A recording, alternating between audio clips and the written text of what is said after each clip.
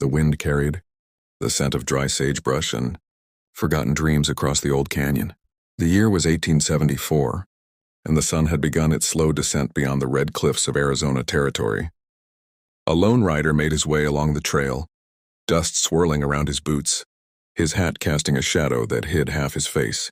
His name was Eli Morgan, a man carved by time and silence, known by some as a gold prospector and by others as the man who once loved a ghost. Eli wasn't always this broken. Years ago, he had come to the frontier with nothing but a pickaxe and a promise to a woman named Clara Weston, the only light in his harsh, wandering life.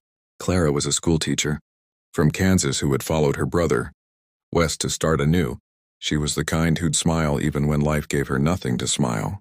About gentle, fearless, and pure-hearted. Eli met her one summer evening when he stopped by the small church in Cedar Hollow for water. She offered him bread, and before he knew it, he had found something gold worth more than any he'd ever dig up from the earth.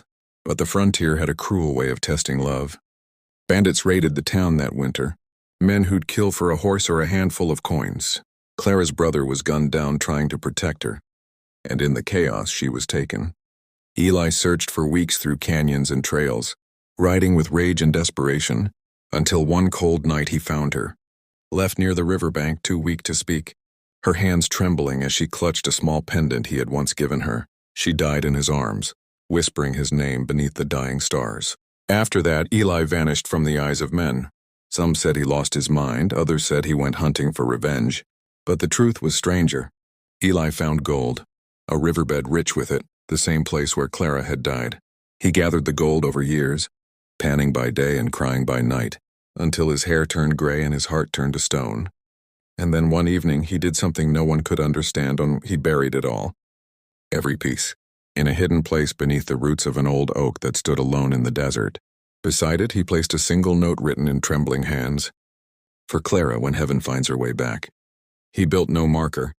He told no one. And when he finally left that valley, he carried with him only Clara's pendant and a promise that he would never dig it up again, no matter how poor he became. He disappeared into the mountains, living as a ghost among outlaws and drifters, until even his name faded into legend. 50 years passed. The world changed. The trains grew louder, and towns rose where once only coyotes howled. But deep in the desert, the story of Eli Morgan's gold still lingered like smoke after a fire. Some said it was cursed. Others swore they'd seen the ghost of a man sitting beneath an old oak on moonlit nights, whispering a woman's name to the wind. Then one autumn, a young man named Thomas Reed rode into Cedar Hollow, chasing rumors of that lost treasure. He wasn't a prospector or a bandit, just a stranger with a weathered map and an emptiness in his eyes. He had inherited an old chest from his late grandmother, inside of which he'd found a faded letter, signed with the initials CKW. It spoke of love, loss, and a buried fortune meant not for greed, but for peace. Thomas didn't know why, but something in that letter felt personal, as if the words were written to him across time. He left his small town, packed light, and followed the trails west, guided only by the whisper of a story older than himself. The journey was harsh, bandits still prowled the roads, storms tore across the plains, but each night as he camped beneath the stars, he'd read the letter again. He buried it not for gold, but for the love he couldn't keep. Find it, and you may find him. When Thomas reached Cedar Hollow, it was a forgotten town, half deserted, the saloon doors creaking in the wind. The few old-timers who remained spoke the name Eli Morgan with a mix of awe and fear.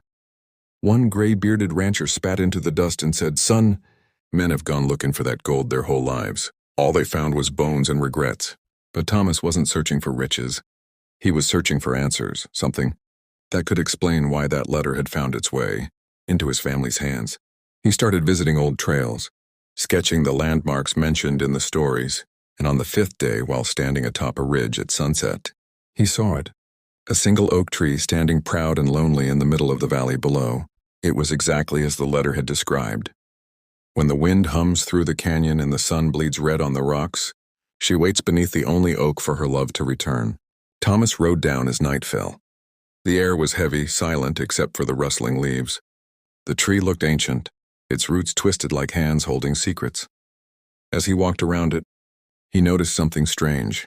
An old rusted locket tangled in the roots, catching the last light of dusk. He knelt down and brushed the dirt away. Inside was a faded portrait of a woman, delicate features, kind eyes, and on the back, scratched faintly into the metal, the name Clara Weston. His heart pounded. He looked around the valley, empty, endless. The stars began to emerge one by one as if watching him. He whispered, "Eli Morgan, did you really leave her here?" Then he saw it, the edge of something metallic beneath the soil near the roots. He began to dig with his bare hands, dirt caking his fingers, breath quickening. And just before midnight, his hand struck something solid, a wooden box, old and sealed with iron. He pulled it out carefully, brushing off decades of dust. On the lid was a single engraving of the initials EM. Thomas froze. His throat tightened. The air felt heavy, like the desert itself was holding its breath. He lifted the lid.